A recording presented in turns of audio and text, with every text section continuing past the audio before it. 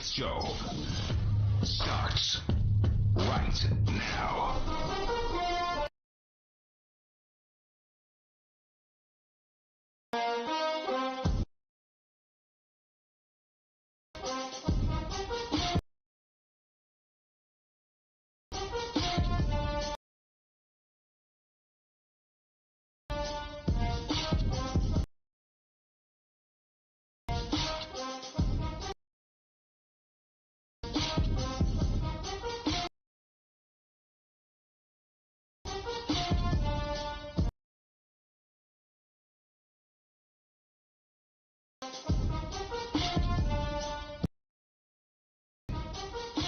Welcome to the latest edition of the Stephen A. Smith Show, coming at you as I love to do every weekday over the airwaves of ESPN Radio and ESPN News, 250 plus markets across the United States of America. Check your AM, FM listing nearest you. Also ESPN Radio on Sirius XM Channel 80. Also ESPN Radio simulcast over the live national television airwaves of ESPN News. Number to call up as always is 888-SAY-ESPN. That's 888-729-3776. The Stephen A. Smith Show is being brought to you by Credit Karma. Get your truly free credit scores and free credit monitoring from Credit Karma today. That's Credit Karma, K-A-R-M-A. Get knowing. Time for Straight Talk, brought to you by Straight Talk Wireless. Best phones, best networks, no contracts. Lots of stuff to get into today. Particularly with the NFL announcing that Kareem Hunt, running back, formerly of the Kansas City Chiefs, now with the Cleveland Browns, has been suspended for 8 years based on the domestic violence violation of the NFL's conduct policy, to be more specific, when he was caught on video kicking a woman. 8 games is the game that he suffered from. 8-game suspension. All right, so I just wanted to make sure I pointed that out. I'll get into that in just a little bit. But the first order of business is a story on the Bleacher Report by a contemporary, Rick Bucher. Rick Bucher has been covering the NBA for many, many years. Very, very well connected. Really good guy. He wrote an article for the Bleacher Report basically saying a couple of things that has rocked the NBA world to some degree. First, that Jeannie Buss was contemplating trading LeBron James. Ladies and gentlemen, let me say this. You can be a great reporter, phenomenal at what you do, incredibly well connected, and somebody could say that you got something wrong. It's happened to me. It's happened to me before. It's going to happen to me again. On this rare occasion, I say the same thing about Rick Bucher, casting no aspersions on him whatsoever, but I don't believe that. They talk about when Anthony Davis, rumors about Anthony Davis propped up and whether or not he was going to become a Laker, and some of the things that Rich Paul, the agent for Clutch Sports, who represents LeBron James, even though in a lot of people's eyes LeBron James is Clutch Sports, etc., all of that stuff went on. And apparently for some odd reason, and I don't have the story in front of me, I'm waiting until I get that, Jeannie Buss was a bit perturbed by the whole process. I don't believe for one second that Jeannie Buss, who I've communicated with for years, who I know, by the way, I just spoke to last week while I was in L.A., I don't think for one second that Jeannie Buss contemplated trading LeBron James. Now, I do know that Rich Paul, and in the interest of full disclosure, I like Rich Paul. But that doesn't mean anything, ladies and gentlemen, because I like Rich Paul. I like the Goodwin brothers. I love my brother Bill Duffy. I like Jeff Wexler. I like Donatello. I've been a fan of David Falk for years. I know he might find that hard to believe, but it's the absolute truth. I think David Falk was a phenomenal agent. He used to represent Michael Jordan, Patrick Ewing, Alonzo Mourning, Dikembe Mutombo, and all those boys. Represented Allen Iverson in the first part of his career.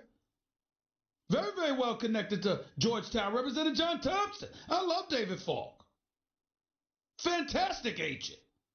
It's a whole bunch of these guys in the business. Amidst at CAA. I like him. So a whole bunch of agents out there that are far beyond just credible. Far beyond that. So the fact that I like Rich Paul doesn't mean a damn thing. I do, because I think that he's growing and growing and getting better and better in this business. And the clientele that he's recruited is undeniable. Ben Simmons, John Wall, recently acquired Draymond Green, LeBron James he's had, J.R. Smith, Tristan Thompson he's had. The list goes on and on. Kentavious Caldwell-Pope, he's got him. You got a whole bunch of guys out there. And the clientele appears to be growing. But when I hear that Jeannie Buss was fed up with somebody, I'm thinking it was Rich Paul, not LeBron James. Because what you have is a situation, and it's very, very clear to me the kind of stuff that's been transpiring. If you're Jeannie Buss, how the hell are you going to be fed up with LeBron James? You haven't made the playoffs in 5 years. Your franchise had regressed to a virtual joke. LeBron James brings his talents to L.A. At the time, he's the greatest player in the world. And the potential recruiting avenues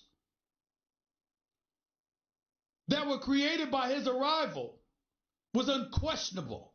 How could Jeannie Buss possibly have a problem with that? There is no question that she had to like the arrival, if not flat out love the arrival of LeBron James. But LeBron James comes with baggage in the eyes of executives, in the eyes of some owners, in the eyes of clearly other agents and GMs. And that baggage in this particular instance may be Rich Paul in her eyes. Because if you're Rich Paul and you're representing LeBron James, you're not capitulating too much. People are usually capitulating to you. And if you're Jeannie Buss and you gave Kentavious Caldwell-Pope a 1-year deal for $17 million, and now he's getting $12 million, and you might not think he's worth $3 million, that might be a problem. If Anthony Davis is out there publicly saying, I want out of New Orleans, and his agent is letting everybody know he wants to be in L.A., but the Pelicans and their ownership, who are contemporaries of Jeannie Buss, are offended by how things are handled, and their eye is not only aimed in the direction of Rich Paul, but also Jeannie Buss, that's something that might agitate her. I'm just speculating. Educated speculation, by the way, but nevertheless speculation. These are the kind of things that are transpiring. And as this goes on, there's a bigger story, Nuno. There's a bigger story, JC and others, to this story that people are not realizing as it pertains to LeBron James. And somebody has to say it. My boy Champ would be very, very proud about where I'm about to go. He'd be very proud. I'm not going to go as far as to say something as idiotic and ridiculous as in trade LeBron James like he's some scrub. In his sleep, the man averages 27 a game. LeBron James unquestionably is one of the greatest players on the planet. Before he got injured Christmas Day, we were still calling him the greatest player on the planet. He's a 4-time league MVP. He's a 3-time NBA champion. He's made 9 trips to the NBA Finals. And guess what, ladies and gentlemen? Think about his draft class. Let's go over the first 5 picks, Nuno. Number 2 was Darko Milicic from the Detroit Pistons. Joe Dumars is still excoriated for that, even though he went to 2 NBA Finals after that. Didn't want to draft Carmelo Anthony because he had Tayshaun Prince with Rasheed Wallace, with Bennett Wallace, with Rip Hamilton, with Chauncey Billups and those boys. Didn't need Carmelo. I still would have taken him. But Joe Dumars didn't do that. So Darko Milicic, what has he done in his career? We don't need to go there. Number 3, Carmelo Anthony. In the draft, LeBron was number 1. Darko Milicic was number 2. Carmelo Anthony was number 3. Carmelo Anthony won the national championship for Syracuse and Jim Boeheim as a freshman. Went to the pros. Has not been to a championship round since. Unless you're counting the Olympics. In the NBA, Carmelo Anthony has been to one conference finals. He's never made an NBA finals. And he's been bounced out in the first round about 8 or 9 times. Meanwhile, LeBron James is going to 9 NBA finals. Chris Bosh, the number 4 overall pick. Chris Bosh has been to 4 NBA finals in his career, has won 2 championships. All 4 of those appearances and both of those championships was with LeBron James as his teammate. D. Wade is a 3-time champion, an NBA Finals MVP. We can't cast any aspersions on him because before LeBron James arrived in South Beach, D. Wade had made South Beach Wade County because this brother was a perennial all-star, a superstar in this league, an NBA champion who won an NBA Finals MVP award before LeBron James ever arrived. A matter of fact, LeBron James learned how to win because of D. Wade, in part. But nevertheless, the 5 trips to the NBA Finals and the 3 championships, 4 of those trips were with LeBron James as his teammate, and 2 of those championships were with LeBron James as his teammate.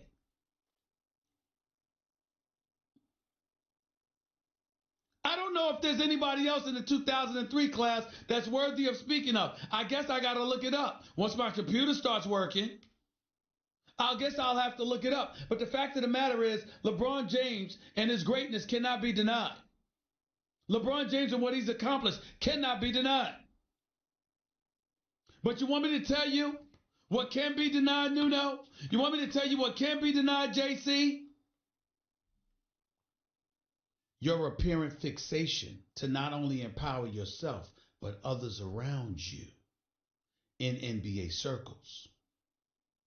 That's what owners and executives are having a problem with.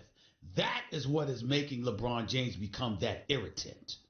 Because even when it's not him, he's going to get blamed for it. If you've got the shop or you're doing post-game interviews and you're reminding the world about how you're your own man and you can do what you want and you can't be controlled because you've already generated in excess of $1 billion for yourself and you've gone Hollywood and you're executive producing shows and creating content and doing things of that nature and you have an aspiration to do other things in media.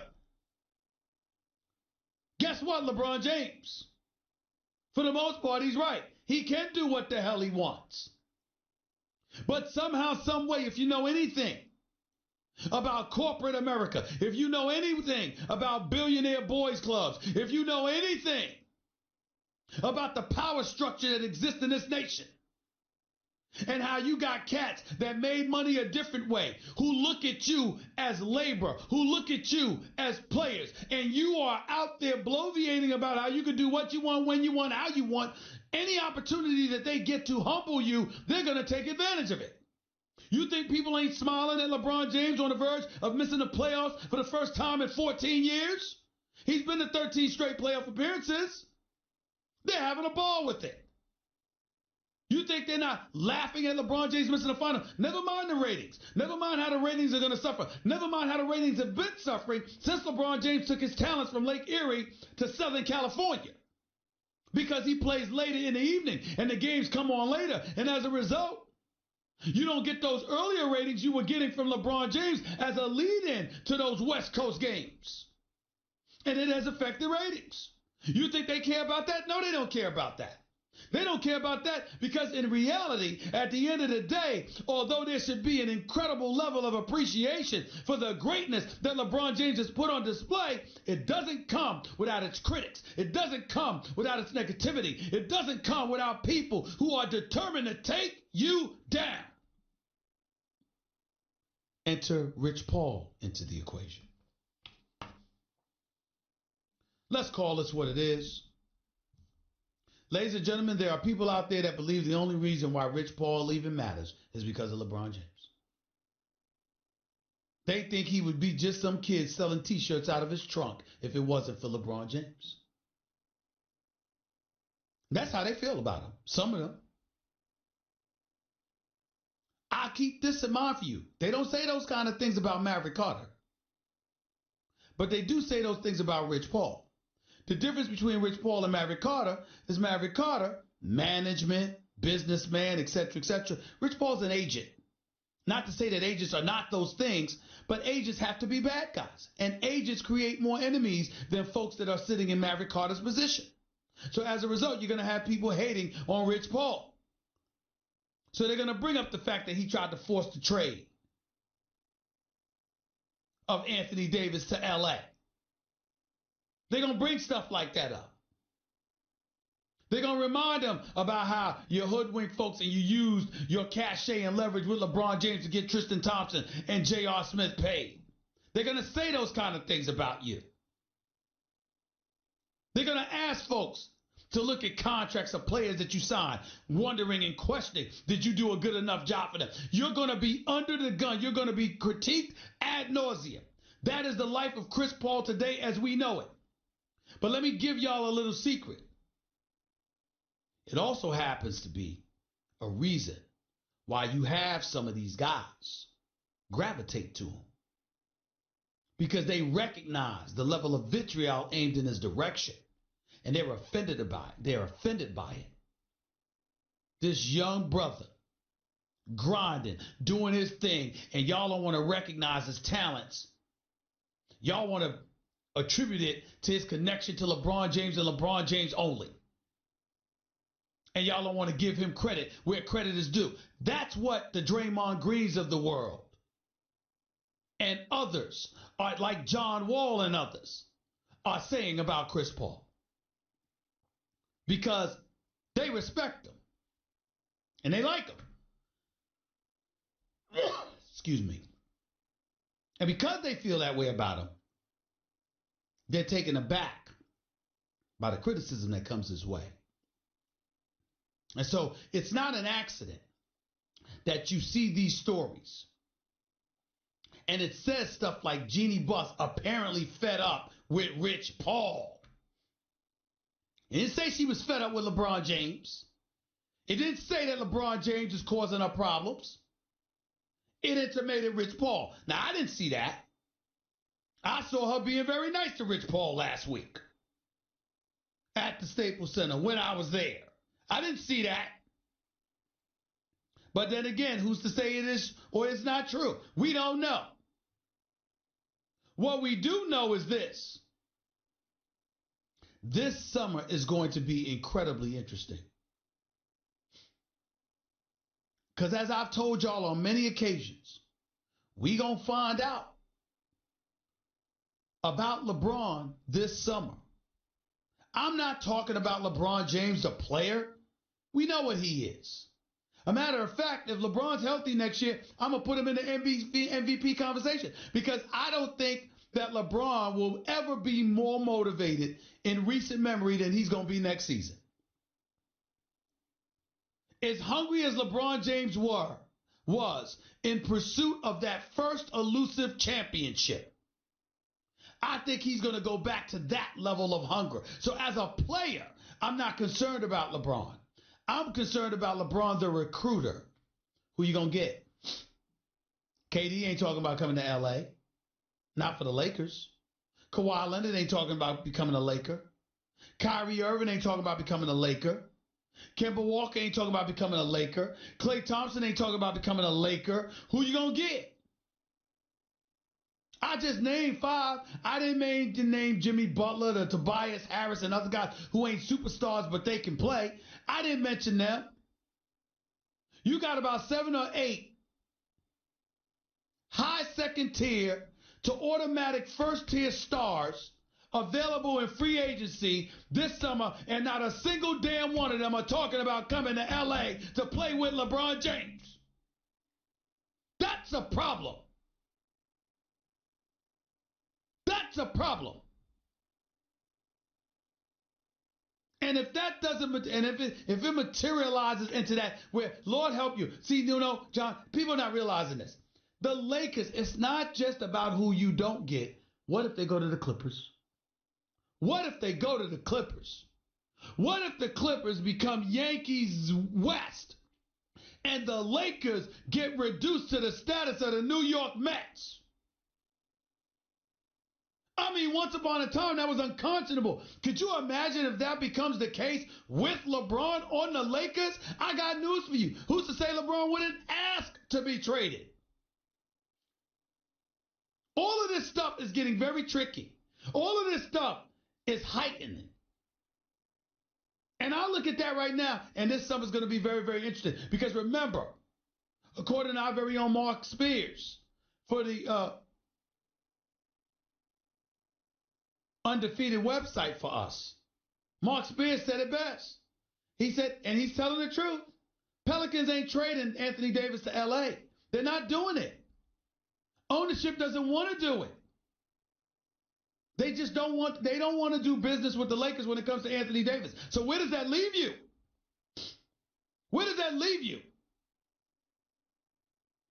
It's not about Jeannie Buss contemplating trading LeBron James. It's about Jeannie Buss being annoyed, potentially, because Rich Paul may have made life inconvenient for her, because with the whole Anthony Davis ordeal, you might have irritated ownership in New Orleans, who pick up the phone and call her. They ain't gonna call Rich Paul. They gonna call her if they're irritated. Ownership is not gonna complain to an agent. They'll leave their underlings to do that. When ownership has a problem with you, it's because another owner had a problem with you. That's what Rich Paul, in all likelihood, has to deal with. We'll see how he reacts to it. 888-SAY-ESPN. That's 888-729-3776. You're listening live to the Stephen A. Smith Show, ESPN Radio, ESPN News. That was Straight Talk Wireless, nationwide coverage on America's largest and most dependable 4G LTE networks. We'll continue talking about this. Plus, we'll get into Kareem Hunt, member of the Cleveland Browns, formerly of the Kansas City Chiefs. We'll talk about that 8-game suspension he received. And I'll tell you why it should suffice. 888-SAY-ESPN. That's 888-729-3776. You're listening live, Stephen A. ESPN Radio, ESPN News right away. If you haven't tried the delicious high-quality meat from ButcherBox, you're going to be blown away. ButcherBox brings you meat the way it's meant to be, so you can get all of the benefits you're supposed to get. Unbelievable flavor and unparalleled nutrition. They work closely with the best farms and companies committed to raising animals humanely. From grass-fed beef to free-range organic chicken to wild-caught sockeye salmon from Bristol Bay, Alaska, ButcherBox has over 20 different cuts of meat to choose from, with customizable boxes and a variety of other options to choose from. And ButcherBox comes at an affordable price, too. With free shipping, you can get a month's worth of the best tasting meat from ButcherBox for less than $6 a meal. ButcherBox is offering my listeners free ground beef for the life of your subscription and $20 off your first box when you sign up at butcherbox.com/Stephen A. Don't miss out on this special offer at butcherbox.com/Stephen A. That's butcherbox.com/Stephen A. That's with a PH, not a V. Eli Manning was due for a 4 o'clock interview. Wasn't his publicist, wasn't his business manager, wasn't PR for the Giants. He was on hold. He had called early himself. You just don't see that from professional athletes. I'm not knocking Antonio Brown the way some people would do, but he's talking about doing things the right way at his press conference yesterday for the Oakland Raiders, but it was after he had showed up late. That's not something Eli Manning does. He doesn't show up late. He doesn't engage in behavior that could be described as dilatory. He doesn't pass the buck. He doesn't sit up there and do things for public consumption that an organization frowns upon. He's not a divisive force within a locker room. Everything about Eli Manning personifies class, as in first class, in front of the cameras, but behind the scenes, with permission to speak candidly and openly. What do you think he said to Tish and Mara about Odell Beckham Jr.? What do you think he said to Gettleman about Odell Beckham Jr.? What do you think Shermer, without Eli Manning's adage, advice, counsel, or whatever, what do you think Shermer had to say about Odell Beckham Jr.? We saw how he felt about Odell Beckham Jr. by virtue of how he raved about Saquon Barkley. This is the reality. This is the truth. And so when I look at it from that perspective, I'm like, that's why Odell Beckham Jr. is gone. Odell Beckham Jr. is gone because of a 37-year-old quarterback whose life would be easier without him, at least off the field, or at least on the sidelines. And we can slice it any way we want to. But that's what it's going to come down to. Because I'm here to tell you something right now. And I challenge anybody to tell me differently. You're trying to tell me that Eli Manning is insistent on keeping Odell Beckham Jr. and the Giants let Odell Beckham Jr. go anyway? Come on, y'all. Do y'all really believe that? I don't. And neither should you.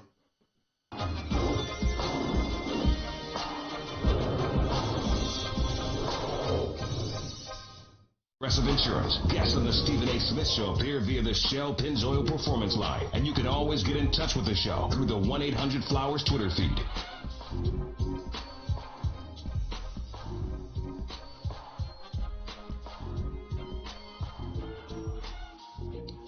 If you missed any of my opening segment today, go check it out. Podcast brought to you by Capital One.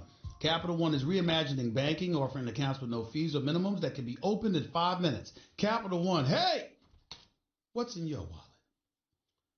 31 minutes past hour number one, back in the Stephen A. Smith Show, ESPN Radio, ESPN News. Start off hour number two, the great one himself, the NFL insider extraordinaire, the one and only Adam Schefter will be on the show with us to talk about an abundance of things percolating in the NFL community. I'm going to call up as always. Until then, it's 888-SAY-ESPN. It's 888-729-3776. To get to the story of the morning, news has come down that Kareem Hunt, formerly the star running back for the Kansas City Chiefs, Kareem Hunt was handed a 7-game suspension by Commissioner Roger Goodell of the National Football League, who had met with Kareem Hunt. The NFL had investigated a multitude of incidences he found himself involved in, requiring law enforcement intervention over the last couple of years or so. The standard is 6 games for something that involves physical force. The NFL gave him 8. Standard suspension for violating upon being placed on the commissioner's exempt list and prohibited from playing football after the 11th game of the season for the Kansas City Chiefs, because they saw a video, they saw the footage, and once they put him on the commissioner's list, the Chiefs cut ties with him immediately. Ladies and gentlemen, it wasn't just that because he was on the commissioner's list. It was because Kareem Hunt had lied to Andy Reid's face. He had lied to Eric Bieniemy's face, now the offensive coordinator, the former running backs coach for the Kansas City Chiefs, who had worked directly with Kareem Hunt. He had lied to their face, from what I was told. He had lied to their face. I am an individual who believes that America is the land of second chances. I've seen rapists get second chances. I've seen killers get second chances. I've seen those convicted of vehicular manslaughter and things of that nature get second chances. We've seen some of the most deplorable individuals one can imagine, based on their actions, get second chances in the United States of America. And if that is our MO, I am of the belief that Kareem Hunt should receive the same after his 8-game suspension. Had it been a year, I wouldn't have said a word. Because when you get caught on video doing what he got caught doing, you got to pay the penance. Plain and simple. The other thing that's important to point out about Kareem Hunt is this. You know, remember, it was in November that TMZ published a video of the incident, and Hunt was placed on the commissioner's list. I hope people like John Wall of the Washington Wizards are watching, because obviously he doesn't deserve to be associated with anything like this, because to our knowledge, he's never done such a thing. And I want to be very, very clear. I only bring him up in a very facetious fashion because you remember, Nuno, when I talked about John Wall being at the Rose Bar 36 hours or so before the season opener, after he had come into camp out of shape. You know, you got people in the NBA community mad at me because, oh, he dumbed John Wall out about the club. Ladies and gentlemen, I would never do that. First of all, I don't talk about people's private life like that because I have a private life. And oh, by the way, I don't want to be a hypocrite because I'll be damned if I haven't been to the Rose Bar before. Matter of fact, I'm going back. Okay, so let's be very, very clear about that. There's another club that's in D.C. I mean, I'd be there this weekend if I had time. So ain't nobody calling him out about that, nor would I ever talk about that. My exact words about John Wall were simple. You can't put yourself in a position where TMZ is putting out videos about you at the club. In other words, I said something after the videos revealed him at the club, not before. Because I would never do that. That's not how I roll. But that's neither here nor there. Back to Kareem Hunt. Because again, John Wall has never been associated with any kind of criminal behavior or activity or anything. He's actually a very, very good guy. He's just a bit sensitive these days, but he's a good guy. Kareem Hunt, can't say that. I would like to believe he's a good guy. The evidence shows us otherwise. He's lucky he wasn't suspended for the year. He's lucky he's back in the National Football League. Because from a football perspective, Kareem Hunt, here's what I want you to know. I hope you never do something like that to any woman again. You swear you won't. You've apologized. We'll take you at your word. You serve your 8 games. You come back. You play football. But here's what I want Kareem Hunt to hold on to as a football player. You cost the Kansas City Chiefs a Super Bowl championship. I believe, ladies and gentlemen, if Kareem Hunt were healthy and playing and had not been placed on the commissioner's exempt list because of his transgressions, I believe the Kansas City Chiefs would be standing here today as Super Bowl champions. I do not believe that the Patriots would have beaten them in the AFC Championship game. And I do not believe the Rams would have beaten them in the Super Bowl. I believe Patrick Mahomes with Tyreek Hill, with Travis Kelce, with Sammy Watkins and those boys, and Kareem Hunt, I believe they would have won the title. They would have won the Super Bowl championship. I really believe that. And Kareem Hunt's suspension cost them the championship. So now here he goes, and he goes to Cleveland. And what do we look at here? Kareem Hunt in Cleveland. With Odell Beckham Jr., with Jarvis Landry, with Nick Chubb, with Baker Mayfield. Cleveland's got a chance. They've got a chance. We shall see. 888-SAY-ESPN is the number to call up. We were talking about LeBron and Rich Paul before the break. Been talking about Kareem Hunt ever since. Let's go to the phones. Donovan, you're live with Stephen A. Go ahead, man. Hey, yeah, what's going on, man? I'm a Lakers fan, so I think the problem was just like what KD was saying, was just the whole thing is toxic because it's messing up the foundation, which is basketball. It's like you keep hearing, well, I might get traded, I might get this and that. It's like my Lakers are trying to focus on getting diamonds instead of getting gold. Like we had the young players to lead us. It's just I think LeBron has to take a step back and realize, he's at the end of the road. Let Lonzo Ball, Kyle Kuzma, and Brandon Ingram take over. Now in the offseason, hey. Donovan, so let me get this straight. LeBron James, who's a career 27-point per game scorer, shooting better than 48% from the field. LeBron James should take a backseat offensively to Lonzo Ball. I mean, can I ask you? Donovan, I'm gonna mess with you, man. It's all in love. I'm gonna mess with you. I don't want to offend you too much by this question. It's all in love, bro. It's all in love. We don't know your last name. I'm not trying to get you in no trouble, bro. Do you use weed? Hey, look, it's Lent. I gave up weed for Lent. You know what I'm saying? I'm trying to. Oh, so you gave up weed for Lent? You gave up weed for Lent? All right. I'm not hating on that. Are you on the Lent now? No, yo, are you on the Lent now? Because you said LeBron James should take a back seat to Lonzo Ball. You do understand that's what you said, right? Stephen A., he should take a back seat to Lonzo Ball, Kyle Kuzma, and Brandon Ingram. Let the younger guys take over. So let the younger guys take over. What have you seen from the younger guys that tells you they should take over? These younger dudes can put up 20-plus points. I'm a Lakers fan that watched these dudes last year. You think? Hold on, Donovan. You sitting here telling me you think Lonzo Ball can average 20 a night? Is that what you just said?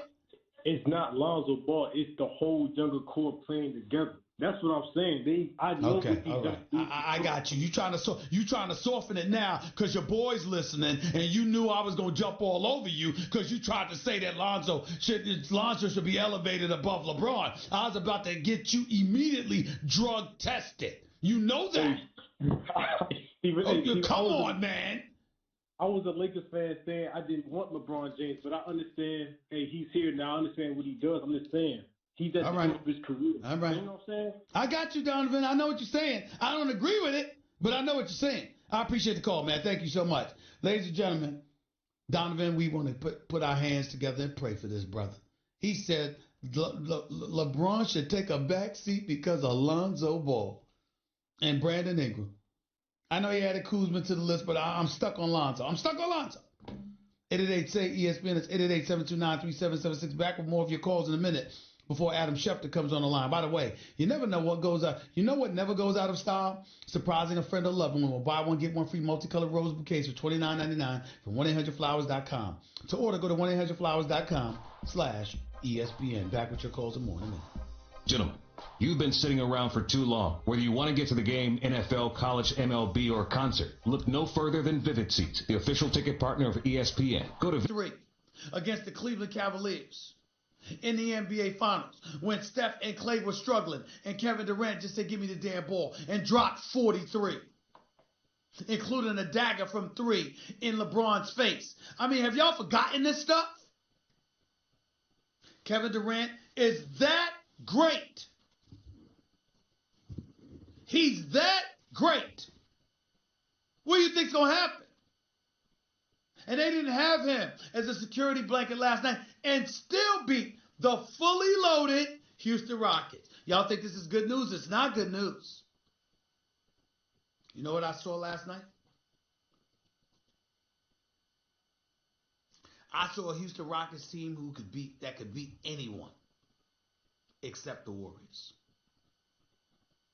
I saw a Houston Rockets team that could beat anybody except the Golden State Warriors.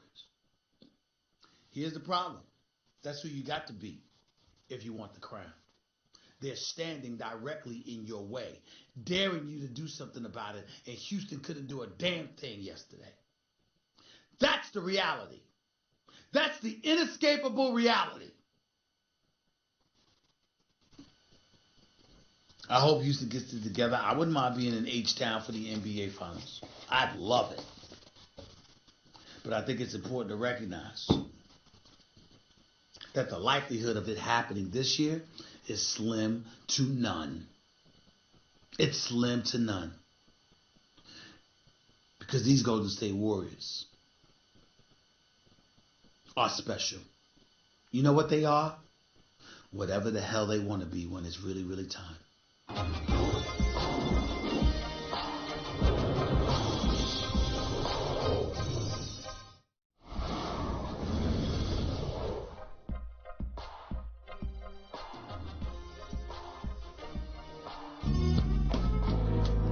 The Stephen A. Smith Show on ESPN Radio is presented by Progressive Insurance. Guests on the Stephen A. Smith Show appear via the Shell Pennzoil Performance Line, and you can always get in touch with the show through the 1-800-Flowers Twitter feed. Welcome back to Stephen A. Smith Show, ESPN Radio, ESPN News. We're coming to you live from Seaport District's South Street Seaport at Pier 17. Brought to you by Chase. Plus, the Stephen A. Smith Show is brought to you by Pennzoil Synthetics, taking synthetic motor oil performance to a whole new level.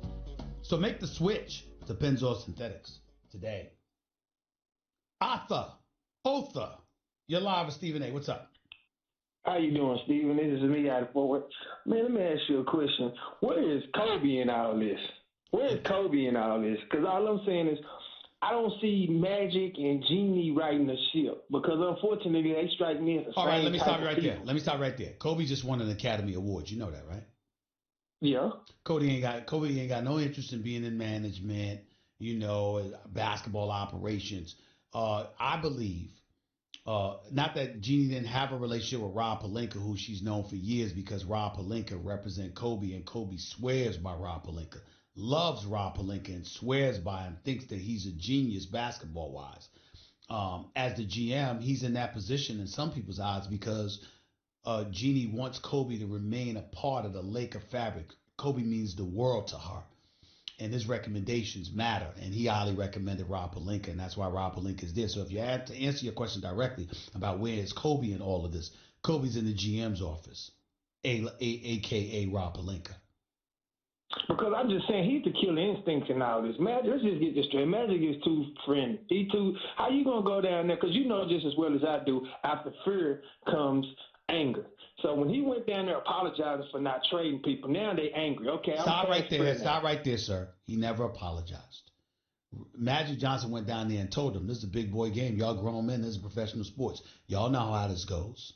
Now, we ain't trying to trade everybody, but the fact of the matter is, did we talk business and talk about moving some of y'all? Hell yeah, we did. We ain't win the championships yet. You know how this goes. So he didn't apologize. That's not true. But I got to go. I appreciate the call. Thank you so much. Let's go to Bobby. You're live with Stephen A. Go ahead, Bobby. Hey, Stephen A. Go ahead, man. Regarding Zion. Zion Williamson was spectacular last night. Unstoppable. Didn't miss a field goal. It was beautiful to see. But I'm thinking about, I've heard you say Charles, and other people are saying Blake. What's your school of thought on Larry Johnson? I think no. Larry Johnson wasn't this guy. Larry Johnson was a special kind of player, but he didn't have this guy's athleticism. Larry Johnson was just a man amongst boys in the post. Incredible footwork, incredible basketball IQ. He could ball UNLV and then went to the pros. All of that's true. But Larry Johnson was never Zion Williamson. No, not this dude. So would you scold me for thinking LJ? Yes, I just did. I would say more Barkley. In terms of his ability to push the ball up the floor, his athleticism, his ability to play above the rim, he's more Charles Barkley than Larry Johnson, without question. Okay, you're the man. All right, appreciate it. Thank you.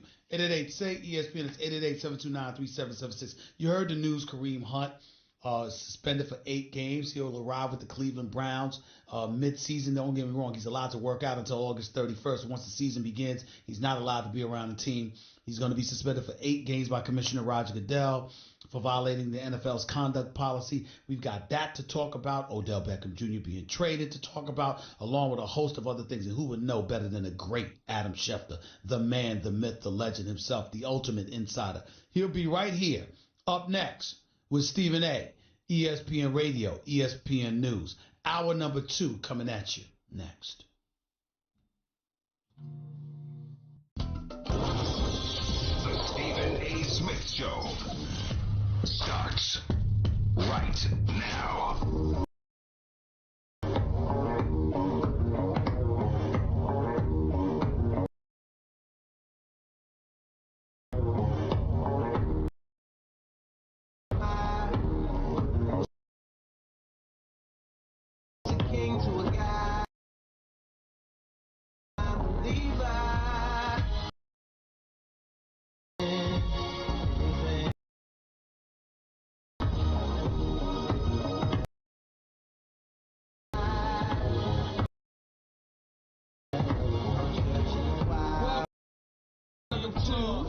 Smith Show, ESPN Radio, ESPN News, here with you for the next hour.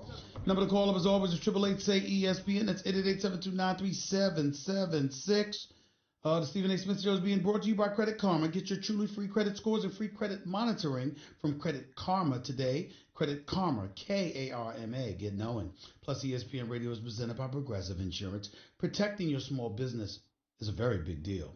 Cover what you've worked so hard for. Visit progressivecommercial.com.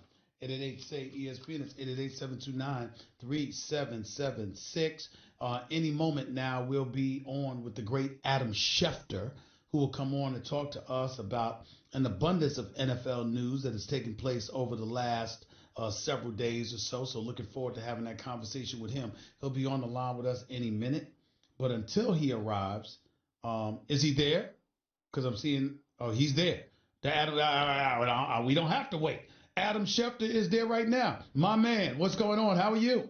Stephen A., how are you doing, my friend? How are you, buddy? How's everything, man? It's always good to talk to you. And by the way, great feature profile on you by Real Sports at HBO. I watched it.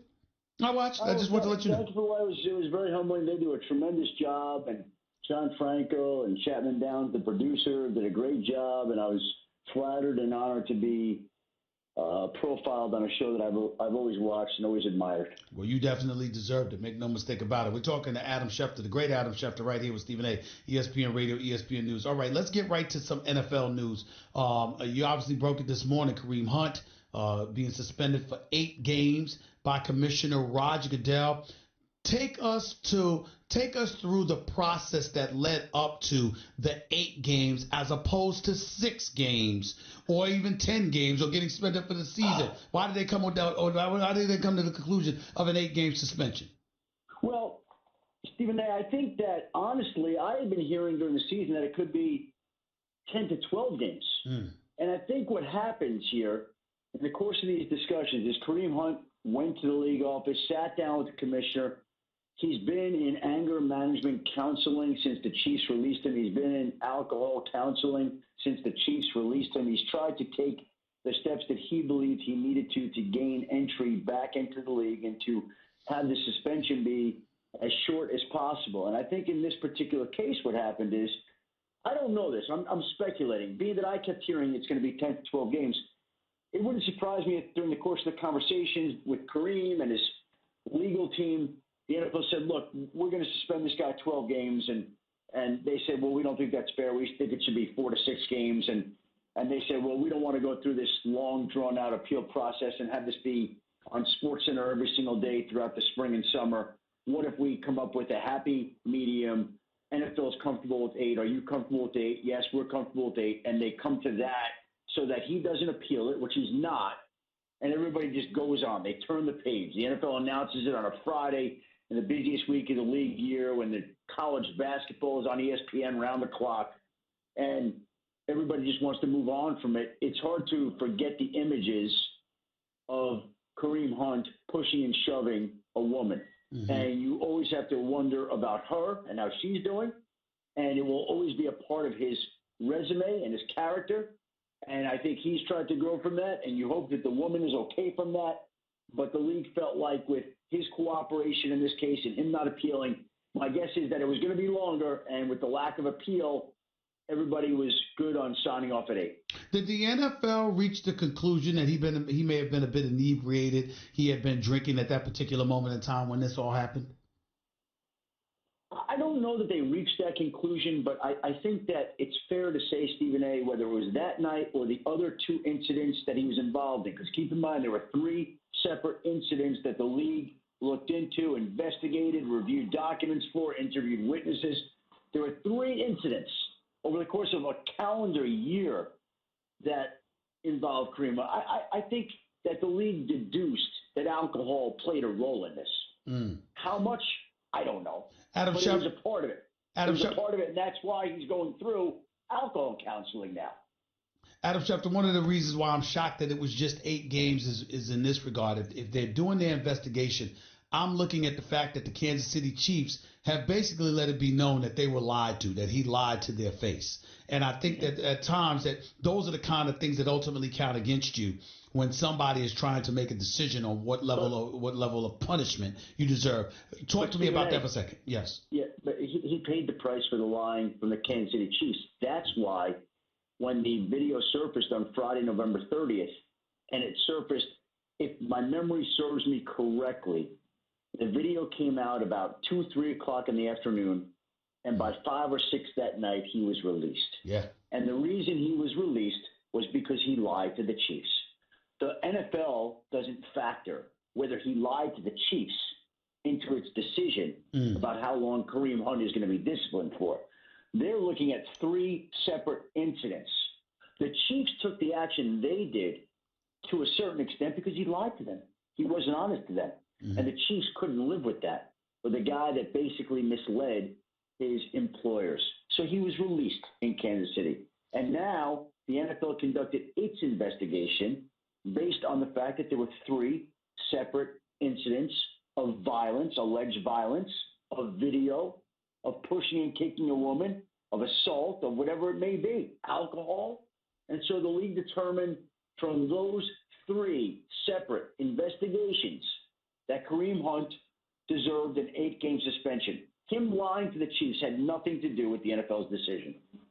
Adam Schefter right here with Stephen A., ESPN Radio, ESPN News. With that being said, what kind of fallout, if any at all, does the NFL anticipate that the NFL may anticipate comes their way in light of the fact that it was just 8 games? Well, I think you read the comments on social media and you see people saying, oh, Zeke Elliott gets 6 games. There was no video. There was no evidence. even though people had different suspicions. He got 6 games. There was a clear video for Kareem Hunt. There was a clear video on one incident. There were 2 other incidents. He gets 8 games. Now, I think the one thing that we've seen over time, Stephen A., is that you basically get separate. The league has basically increased its discipline on certain crimes, instances, all those things. And so that's what happens here. And the league is basically not giving the benefit of the doubt to the player anymore, and that's what happened here. And by the way, separate note, the Bucks just agreed to terms with Shaq Barrett on a 1-year deal for $5 million. A small deal, and it's separate, very separate from a very serious conversation, but just got the text and want to share with you. Understood. I want to transition to the Tampa Bay Buccaneers anyway. That was one of the teams I was going to ask you about. Well, I was trying to lead you there, Stephen. Well, I appreciate it. You know, I appreciate it, Adam Schefter. They let go of Deshaun Jackson. Obviously, they moved him on to the Philadelphia Eagles. They didn't want to guarantee him $10 million for this upcoming season. They couldn't reach an agreement. He's happier than ever because he's happy to be back in Philadelphia. What do you anticipate, or what are they telling you about what they want to do in Tampa? And the reason I ask that question is because people look at them and they're struggling with the fact that Bruce Arians comes on board and places so much faith in Jameis Winston when it was clear they looked better with Ryan Fitzpatrick earlier on in the season. Talk to me about what you're hearing about Tampa and what their mindset is. Well, listen, I think that one of the reasons they hired Bruce Arians is because he believes in Jameis Winston and Jameis Winston believes in Bruce Arians. And they worked together at Bruce Arians' football camp in Alabama back in the day when Jameis was in 8th grade. And there's always been a mutual respect and admiration between those 2 men. And they know that if Jameis Winston gets turned around, and by the way, they believed in him as an organization before they hired Bruce Arians. They believed that he was worth salvaging. They believed that he was worth saving. They believed that he was going to turn it around. And basically, it's a situation that they thought this was the guy that could make Jameis Winston be the best Jameis Winston there could be. And so he goes in as Tampa's quarterback, and they count on him to get the best out of Jameis, and that's where they're at right now. Staying within the NFC, Adam Schefter, the biggest news arguably of the week was Odell Beckham Jr. Being traded from the New York Giants to the Cleveland Browns. They got a 1st-round pick, a 3rd-round pick, and obviously Jabril Peppers in return, safety Jabril Peppers in return. Talk to us about why the Giants really, really traded Odell Beckham Jr. at this point. You know, I think it's pretty simple, Stephen A. If we go back to last year, 1 year ago, before the NFL owners' meetings, the Giants made it abundantly clear to other teams that basically Odell Beckham Jr. was for sale, and that if anybody wanted to give them 2 first-round picks, they were going to move them. Nobody at that time was willing to give them 2 ones, and so they held on to him. And they saw the way that he interacted with their new coach, Pat Shurmur, the way he was a good citizen at a time when many people were staying away from off-season programs and mini camps. He came in. He was on his best behavior last summer and got the new deal that he wanted and craved. And then after that, there were instances where I think the Giants were unhappy. And I go back to the interview he did where he wondered aloud whether he wanted to play in New York, questioned the offense, questioned the quarterback, got hurt again, team didn't win, team produced as much without him as it did with him. And I think the Giants just got right back to the same place they were 1 year ago, where we're probably better off without him than we are with him. That's what they believe. Now, we're going to find out whether or not they're right. And it seems like all of New York can't stand Dave Gettleman over this trade. And everybody in New York is baffled as to why they would do it. Now, I understand why they would move on. I would just say this to you. I'm surprised they did this trade now, early in March, rather than a week from now, 2 weeks from now, right before the draft. Because I can tell you for a fact that there were other teams out there that made what they thought were better offers than the Giants. And so what was the rush to take a 1 and a 3 and Jabril Peppers on March 12th as opposed to getting even more, if they could, on April 12th. That's the one thing that I'm confused by, but I don't think there was any doubt that the Giants were open to moving on from Odell Beckham Jr. When the calls came in this offseason, and they did, make no mistake about it, the Giants listened to every one of them. And they never said to anybody that called, we're not trading that guy. We're not dealing him. If a team called the Giants today for Saquon Barkley, what would be the Giants' reaction? Please. Now, you tell me. They probably hang up on him. Up on him. So why did they engage multiple teams over and over throughout the course of this offseason? But that's where I'm going, Adam. That's where I'm going. And I don't believe that they initiated those calls ever. I really don't. But there were teams calling them. And as I said this week on SportsCenter, they were not shopping Odell Beckham Jr., but they absolutely were listening on Odell Beckham Jr. And the Cleveland Browns came along, and I think that those conversations started long before this week. And we can even go back to as recently as last week when the two sides agreed to trade Kevin Zeiler for Olivier Vernon. Right. And there were ongoing talks between the Browns and Giants that resulted in the trade this week that I think all of New York hated. Adam Schefter, no one is more equipped to answer this next question than you. I threw this out. I didn't speak to anybody. Pure speculation, just based on looking at the tea leaves and watching the NFL and thinking about what the relationship is with Eli Manning, the 37-year-old quarterback, two-time Super Bowl champion quarterback for the New York Giants, who clearly is not what he used to be, but his relationship with the New York Giants. If Eli Manning wanted Odell Beckham Jr. with the Giants, is Odell Beckham Jr. a Cleveland Brown today? Yeah, I don't think that matters. Okay. I really don't. I don't think that factors into this. Do you think that Eli Manning has the kind of personality that he would go to the front office and say, "I want this guy dealt," or "I want this guy"? No. That's not what I'm accused. That's not what I'm. I did not say that at all. I'm not accusing Eli of that. I'm simply I'm going in reverse. I'm saying if Eli Manning sat up there and said, "This guy is important to me. He's valuable to me. I don't want him going anywhere," would the Giants have made that move? That's what I'm asking. Number one, that would be an un-Eli thing for him to do. Fair enough. Number two, he just wouldn't do that. Eli Manning is a pro, I believe, who stays in his lane. He's not telling the front office what to do and what not to do, just like Tom Brady is not doing that in New England. He's not going into Bill Belichick and say, "Boy, I really want another wide receiver. Why don't you trade for Odell Beckham Jr. here?" He's not saying, "Boy, get rid of Chris Hogan. He struggled this year." Like, that's not happening. So I think now, that's not true of every quarterback, okay? I know. But those guys, I believe, are pros who stay in their lane and know their place, okay? And different people have different approaches to different ideas like that. And I don't think Eli would ever do that.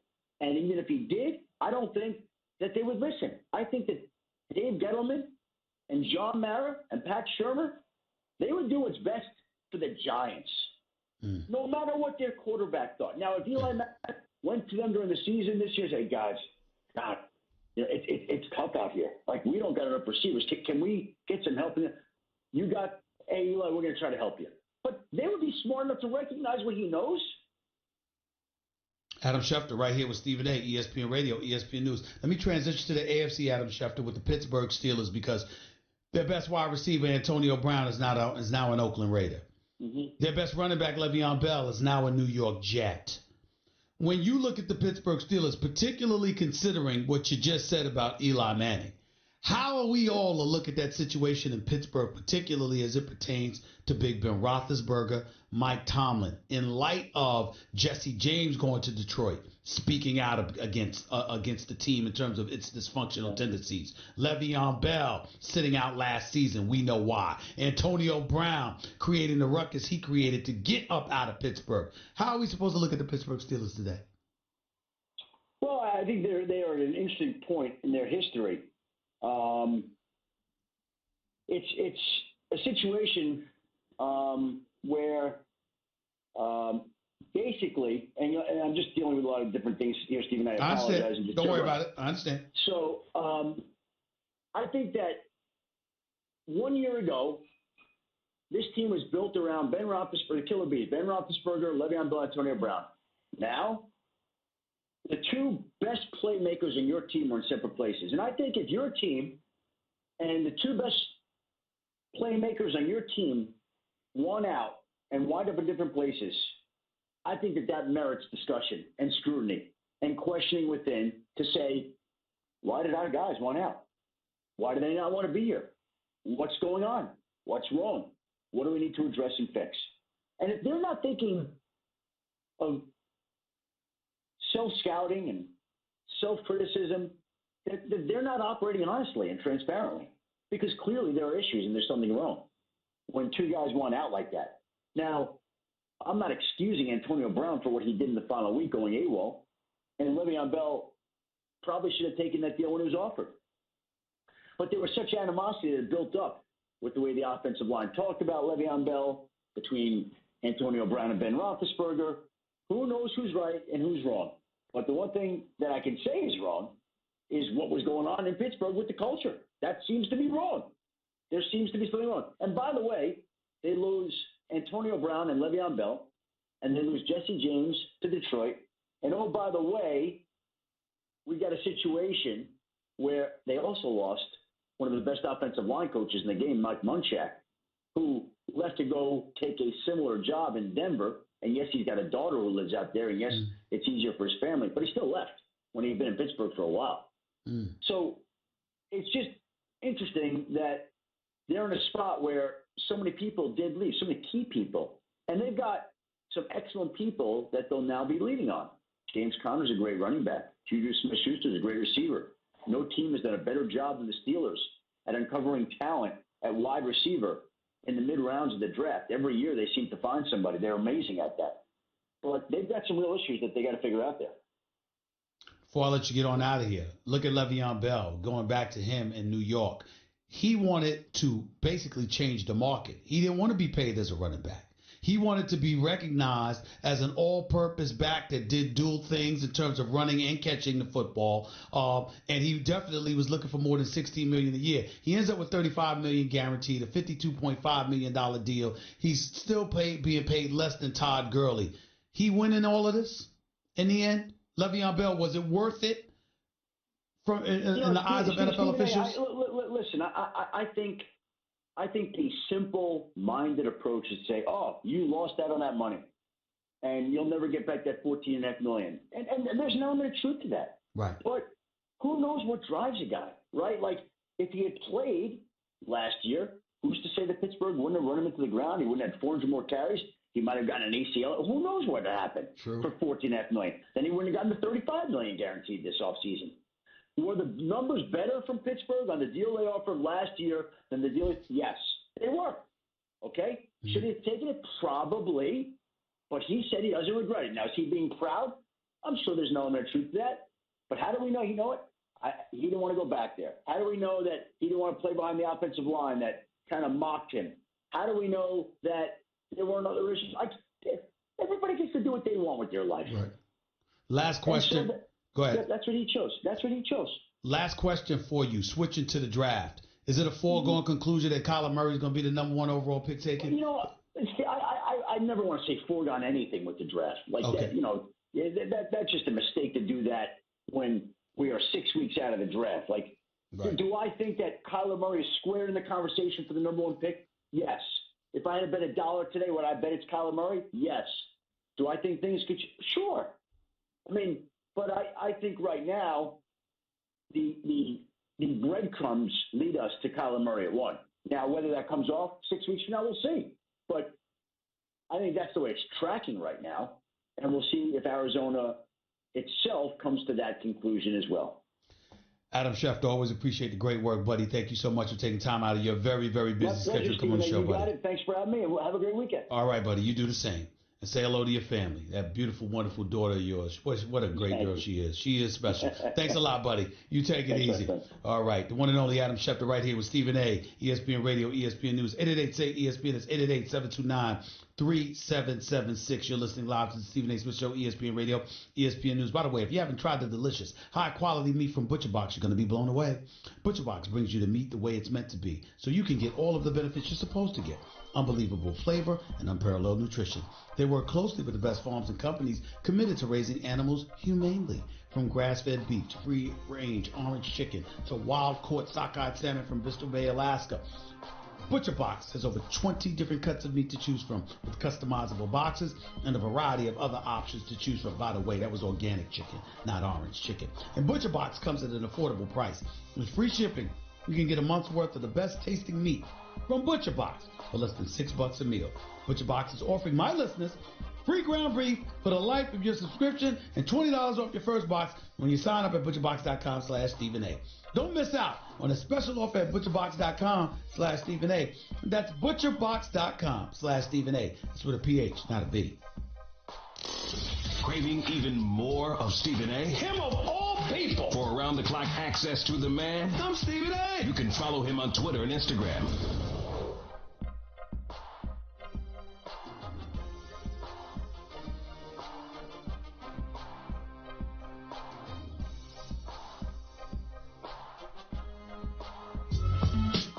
The Stephen A. Smith Show on ESPN Radio is presented by Progressive Insurance. Guests on the Stephen A. Smith Show appear via the Shell Pennzoil Performance Line. And you can always get in touch with the show through the 1-800-Flowers Twitter feed.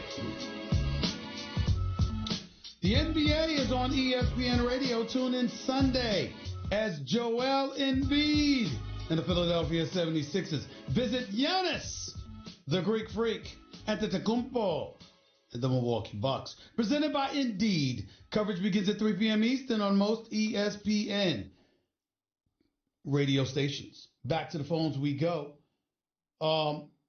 Justin, you're live with Stephen A. What's up? Hey, what's up, Stephen A.? Thanks for having me. I'm okay. I was calling about the Kareem Hunt suspension. Yes, sir. Whether you like it or not, he's taken, the 8 games. When he comes back, he's going to be fresh.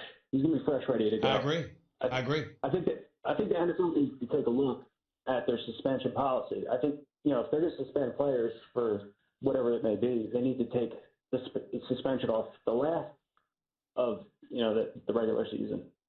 No, because you can't just think about the individual and how it's going to affect him. You have to think about the team.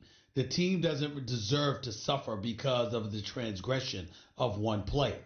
So, the bottom line is missing the first 8 games. You want him to miss the last 8 games because it would serve him best to miss those games. Well, you know what? Why don't you just suspend him the whole season and just do it that way? As opposed to suspend him the last 8 games of the season, but have him around for the first 8 games of the season. The teams don't deserve that. They didn't do what he did. Those were his actions, not theirs. Correct, it is. But then you also look at like Tom Brady. He took the first 4 games of the season. Well, the first 4 games, exactly, not the last 4 games. That's the point. Could the course have been different, though, if he took the last 4 games? The point is the team didn't deserve for him to take the last 4 games. If Tom Brady indeed was guilty of deflating footballs, and by the way, I've seen no concrete evidence that says that, the bottom line is this. It would have been the actions of his own, not of the New England Patriots. And if that's the case, the team does not deserve to suffer any more than suffering without that player for X amount of games or whatever. You don't suspend somebody for the last game. Let him stick around for the first 12 weeks and then get rid of him the last 4 games. You don't do that. Yeah, but that might serve more as a deterrent, though. No, it wouldn't. The point is you're forcing others to suffer unnecessarily so because of the transgressions of one selfish individual. Nobody deserves that. Have a nice day. Julian, you're live with Stephen A. What's up? How's it going, Stephen A? How are you doing? All right. I'm listening. Go ahead. All right. So my question is do you think that Kareem Hunt's situation will be similar to Kobe Bryant? Do you think someday that if he keeps on winning and possibly wins the Super Bowl with the Cleveland Browns, do you think he'll be able to overcome this situation? Well, first of all, mentioning Kareem Hunt in the same breath as Kobe Bryant is sacrilegious. Kobe Bryant is one of the greatest players to have ever lived. Matter of fact, somebody that's underappreciated in this day and age, because all we talk about is LeBron compared to Michael Jordan. We just forget about Kobe and the fact that this is next to Michael Jordan. He's the greatest off guard that ever played the game of basketball. He's a 5-time champion. That's number one. Number two, when we talk about his transgressions or whatever the case may be, remember that Kobe Bryant religiously and continuously and legally proclaimed his innocence. They settled out of court. There was never any guilt attached to Kobe Bryant. There was a settlement out of court that, by the way, didn't involve any jail time whatsoever because he went to trial to fight it because he said it was consensual and he did not harm anybody. Number three, Kareem Hunt is caught on video. There's no video. There's no video with Kobe or most other people. There's video with Ray Rice. There's video with Kareem Hunt. Kareem Hunt is caught on video.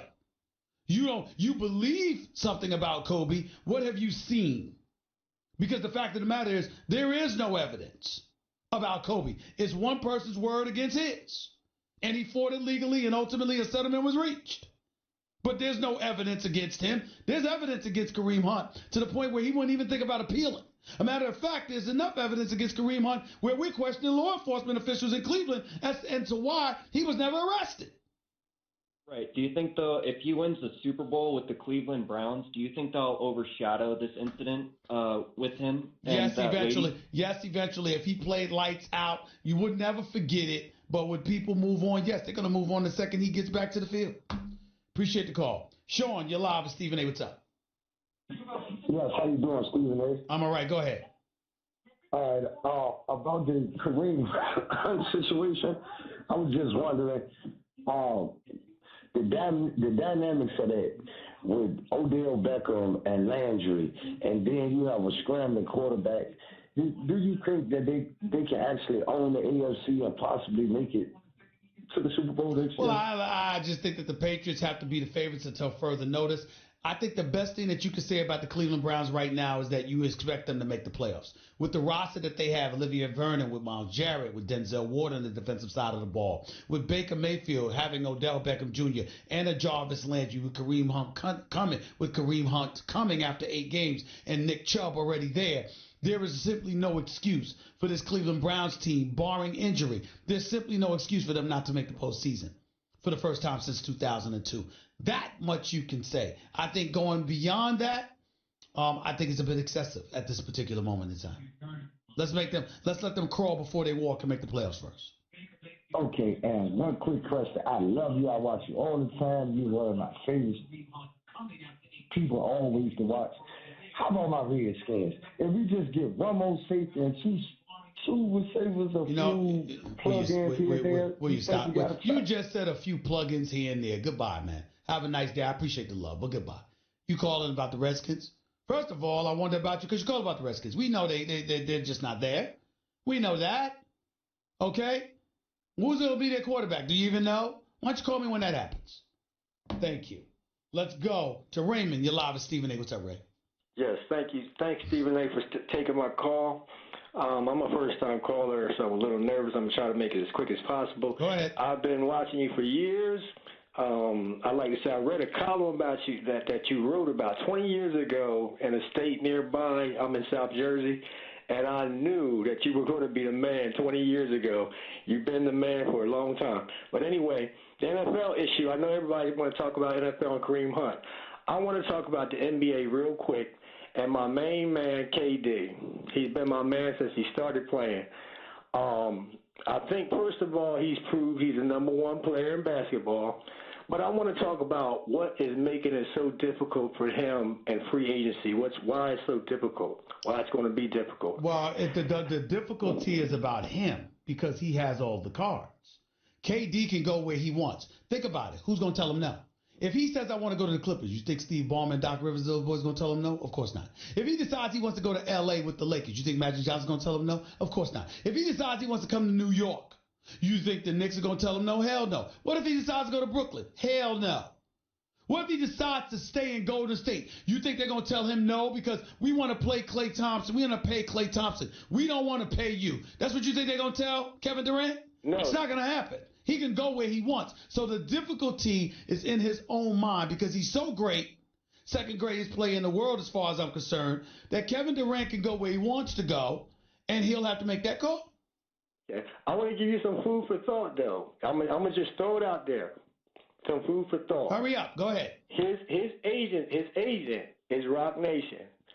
And if he goes anywhere over this area on the East Coast, what do you think he would become the mecca of, as not only just basketball, but as far as his brand? If he wins. Right. Not if he comes and doesn't win. And you have to make sure you understand that everybody's asking the question, can we really win in New York? Can we really win in New York? Can you trust this organization? I like Steve Mills. I like Scott Perry. But they've got some things to prove. And you know what their biggest obstacle is? It's James Dolan. Because he's such a petulant child. Walking around throwing people out of Madison Square Garden because they asked him to sell a team. So thin-skinned, so childish, that's going to get in the way potentially. Put in the Knicks, though, Stephen A. I think he's going to go to the Brooklyn Nets because of the connection that Jay-Z has with him, and because that's possible. That's possible. You're talking. You're not listening. Go ahead. That's possible. Because, again, the Brooklyn Nets with Sean Marks and Atkinson, they're doing a hell of a job. They don't have a star, and they could be going to the playoffs without a star. So imagine if they get a superstar. Imagine if they get two of them because they got cap space for two. Sean Marks and those boys in Brooklyn have been doing a hell of a job. They've been doing a hell of a job. They are the story in basketball in New York. The only thing the New York Knicks have done this year is trade Porzingis and create cap space with it. Nothing else. So let's be very, very clear about that. Going to the Knicks, I think that's out the question. But I do believe that he's torn between staying at Golden State and the Brooklyn Nets. You could be right. I don't think he's going to L.A. I'm going to say it to you one more time. Go ahead. I said we don't know. Right. Do you know? Do you know? Did I not give you every scenario and say we don't know? I mean, what more can you do? No one knows but Kevin Durant. I know he's led the Knicks to believe they got a shot. But Brooklyn think they've got one too. We shall see. Got to bounce. 888, say ESPN. It's 888-729-3776. Your calls to close out the show in a minute with Stephen A. on ESPN Radio, ESPN News. By the way, if you missed any of the show today, go check it out on demand in the Stephen A. Smith podcast, brought to you by Capital One. Capital One is reimagining banking, offering accounts with no fees or minimums that can be opened in 5 minutes. Capital One, hey, what's in your wallet? Matt Kellerman, did you know that our show can now be streamed on demand on the ESPN app? Better bring your A game. I always bring my A game. Download the ESPN app and... Eli Manning was due for a 4 o'clock interview. Wasn't his publicist, wasn't his business manager, wasn't PR for the Giants. He was on hold. He had called early himself. You just don't see that from professional athletes. I'm not knocking Antonio Brown the way some people would do, but he's talking about doing things the right way at his press conference yesterday for the Oakland Raiders, but it was after he had showed up late. That's not something Eli Manning does. He doesn't show up late. He doesn't engage in behavior that could be described as dilatory. He doesn't pass the buck. He doesn't sit up there and do things for public consumption that an organization frowns upon. He's not a divisive force within a locker room. Everything about Eli Manning personifies class, as in first class, in front of the cameras. But behind the scenes, with permission to speak candidly and openly. What do you think he said to Tish and Mara about Odell Beckham Jr.? What do you think he said to Gettleman about Odell Beckham Jr.? What do you think Shermer, without Eli Manning's adage, advice, counsel, or whatever, what do you think Shermer had to say about Odell Beckham Jr.? We saw how he felt about Odell Beckham Jr. by virtue of how he raved about Saquon Barkley. This is the reality. This is the truth. And so when I look at it from that perspective, I'm like, that's why Odell Beckham Jr. is gone. Odell Beckham Jr. is gone because of a 37-year-old quarterback whose life would be easier without him, at least off the field, or at least on the sidelines. And we can slice it any way we want to. But that's what it's going to come down to. Because I'm here to tell you something right now. And I challenge anybody to tell me differently. You're trying to tell me that Eli Manning is insistent on keeping Odell Beckham Jr. and the Giants let Odell Beckham Jr. go anyway? Come on, y'all. Do y'all really believe that? I don't. And neither should you.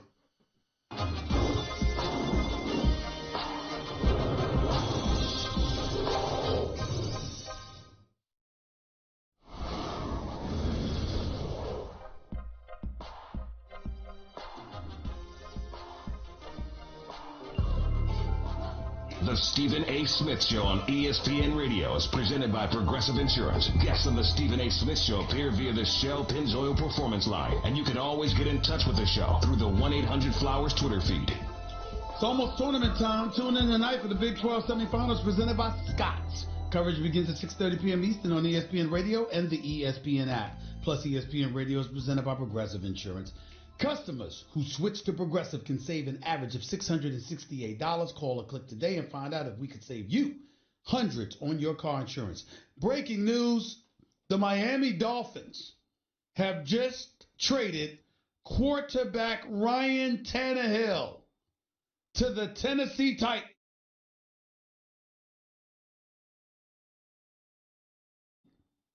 Ryan Tannehill to the Tennessee Titans. That's all I know for this moment. Here's my question. 2 parts. Number 1, what does that mean for Marcus Mariota? Number 2, damn, why did you just grab Teddy Bridgewater then? Just my thought. Let's go back to the phones real quick. Anthony, you're live with Stephen A. Go ahead. Hey, Stephen A., thank you for having me on. I had 2 quick questions for you. Go ahead, real quick. One regarding an OBJ trade. Big Giants fan, obviously wasn't happy. But with the Giants being so unpredictable right now, would it shock anybody for them to trade their 2 first-round draft picks to move up to Arizona's number 1 spot? I don't think that'll happen. I think they've got their sights set on Dwayne Haskins. It would be a shocker to me if they were to draft Kyler Murray, but anything's possible. All right. And my second question is, all the talk of Kevin Durant coming to the Knicks. He said he wants to be the number 1 superstar. They want to sign 2 max contracts. Wouldn't that be a deterrent to him? They said New York. They didn't necessarily say the Knicks. All right. Take it easy. Could be Brooklyn. Thanks a lot. Let's go to Mike. You're live with Stephen A. Real quick, Mike, go. Hey, Stephen A. I was just calling. I heard you guys talking about LeBron again. My opinion, if you're not part of the solution, you're part of the problem. 6-11 when he's out, 4-12 since he's been back. Yeah, but they were the 4th seed in the Western Conference Christmas Day and rolling before he got hurt. He's still we hurt. Can't ignore that. I'm saying the wheels came off thereafter. The 18 games that he was out, and he wasn't able to stop the slide. Right. Another question. Duke Blue Devils. Blue Devil fan since I was a little kid. Yep. Zion Williamson, Sean Kemp. What do you think? Sean Kemp couldn't dribble in the open court the way that Zion could. I agree. Sean Kemp was a skywalker, dunk on anybody, was a monster in the post as well, but he wasn't Zion in terms of his open court abilities. He just wasn't. And that's the way I look at it. Zion's something special. When I think about Zion Williamson, I think about a better version, a taller, bigger, more athletic version of Charles Barkley. That's what I think about. And when I think about freshmen in college basketball in terms of their impact, no freshman has had this kind of impact at this position since Chris Webber. As a freshman, since Chris Webber. But he reminds me of Barkley. He really, really does. That much I will say. I got to get on out of here. I'm looking forward to this week in college basketball, these conference championships, Big 12 semifinals. Then after that, the ACC finals and all of that stuff going on this weekend, plus some NBA basketball action. It's going to be a beautiful, beautiful weekend of basketball, and I'm loving it. I'll talk to y'all Monday. Until